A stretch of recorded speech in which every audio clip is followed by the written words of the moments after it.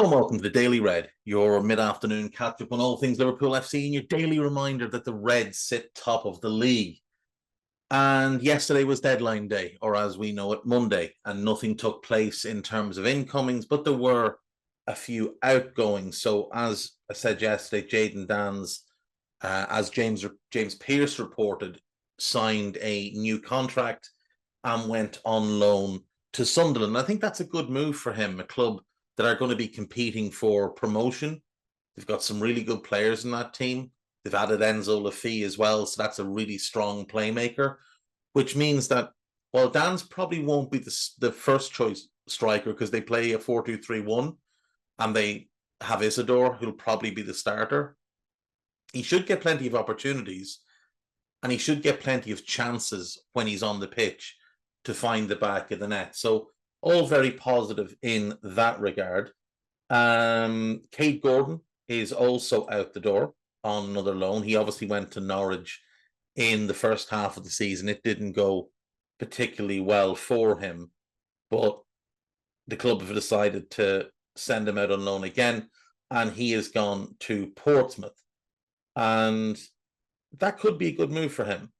Harvey Blair, who was at Liverpool, he's there as well, so he'll have somebody that he knows, somebody that can help him bed in there, and hopefully can be a productive back half of the season, because the club seem to have really high expectations of Cade. Like in the summer, I know he was coming back off a long injury, but like Bajcetic was coming off a long injury as well, and there was talk that he was available for sale. Ultimately, they didn't get an offer that suited what they wanted, and they sent him on loan. But, you know, when Bobby Clark went, there was a lot of talk about Doak being sold. There was never any real talk about Cade being sold.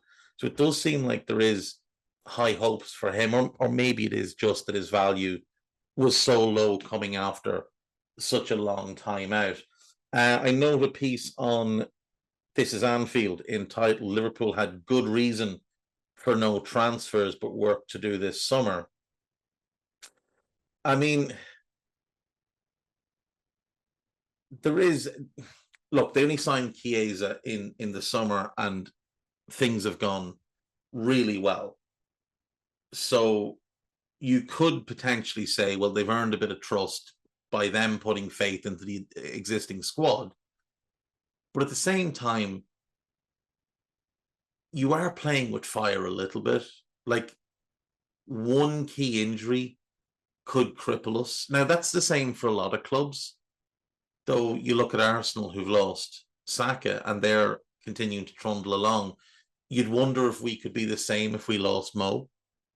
Now, again, you're not going to buy a backup for Mo in this window, but, you know, you might want to look at strengthening a different position. Left back being the one that everybody's talked about all season. It's the one position where we're not getting a good level of production.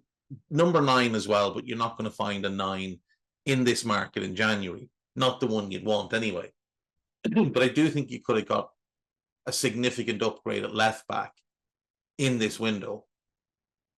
And maybe their view on it is, look, we'll just ride that till the end of the season with Virgil, with Ibu, the way they're performing, easily the 2 best centre-backs in the league. Van Dijk, the second or first or second best player in the league. It's him or Salah, whichever way you want to look at it. And Ibu's been a top 5 player in the league this year. And there are 2 of our 3 best players in that defensive line.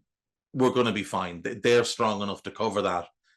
And maybe they're saying, well, look, Joe Gomez is back now, so he might slot in at left back if we do want to get a bit more defensively secure.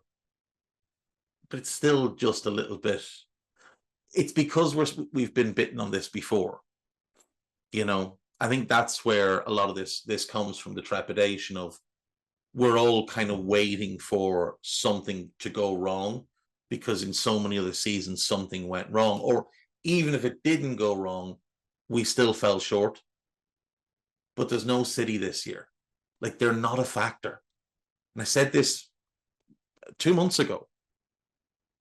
People were getting antsy because there's this gnawing thought in the back of your mind that this monster is going to appear and just run off 10 or 12 straight wins and overhaul us if we have any kind of blip and march the way to yet another title. Because we've seen City do that. We've seen them do it to Arsenal the last 2 years. We've gone up against them in 2 title races and ended up falling short in both years. The 1 year we won it, we blew them away. This year, we've blown City away.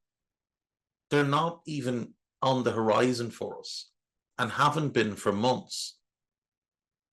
And I think people have been looking almost for someone to replace City in that situation. So a few months, well, 6 weeks ago, people were trying to talk up Chelsea as title contenders. But when you start to really look at their team, they've got bad goalkeepers. They've got a bad left back. Their centre-back situation is less than ideal. The 2 best are Fofana and Colwill. Fofana's injured. Colwill's had a good season, disastrous moment last night with the loose back pass after what was actually quite good defending. Colwill's a 21-year-old centre-back.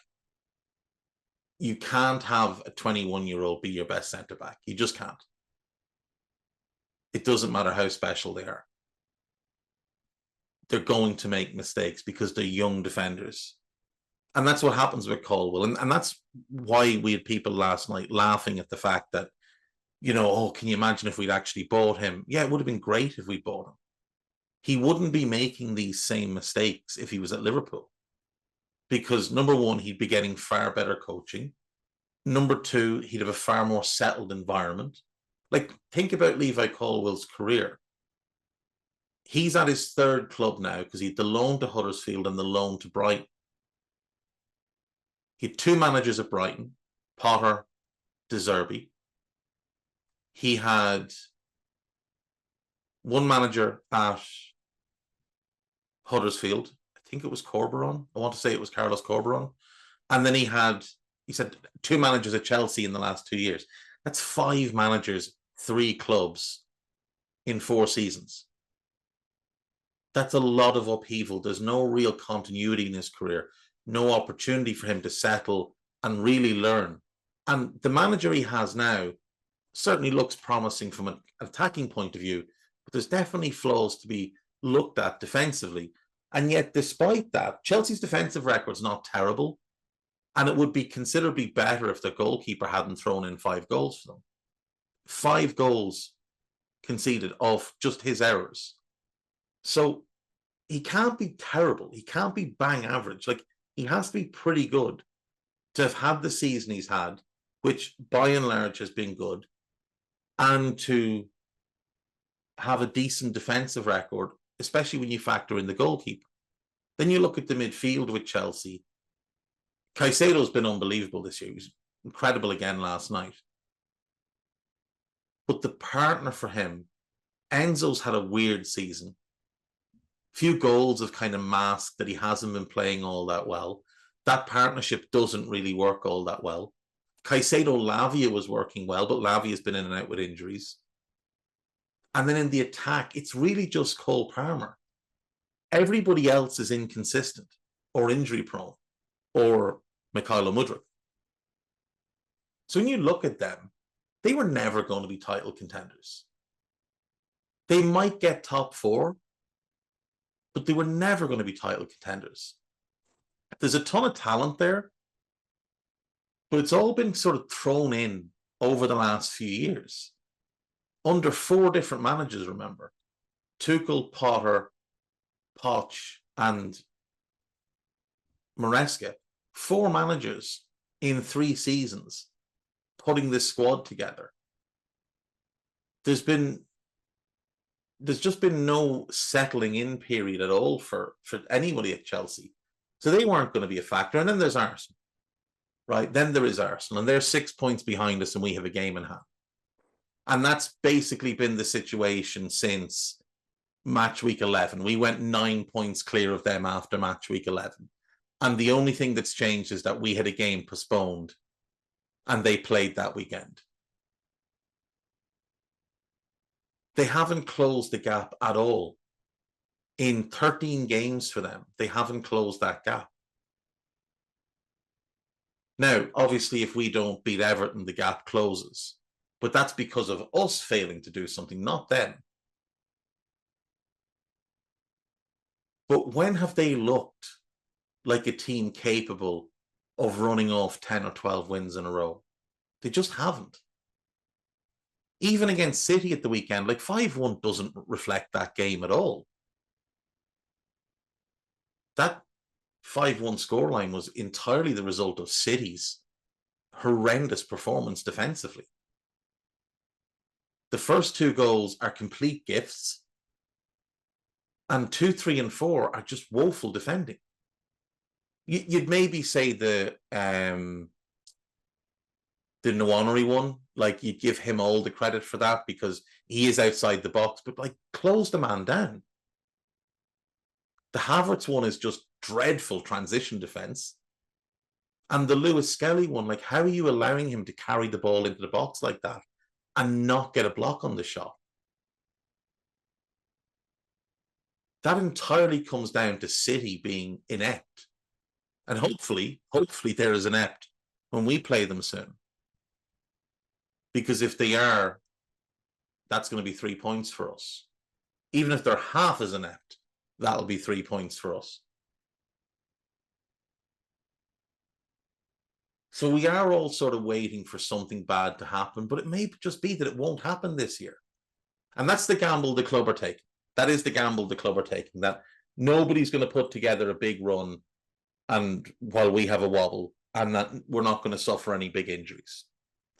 And one of the reasons they hired Arne Slot and his team was because of their track record of keeping players fit. And I saw Cy Brundish the other day had a really interesting chart about the number of games missed by Liverpool players per season. And I think he said the only season where we'd had less injuries than this is the year we ran away with the title. Now, a couple more injuries this season and we'll go to third best record. It's since the start of the Klopp era.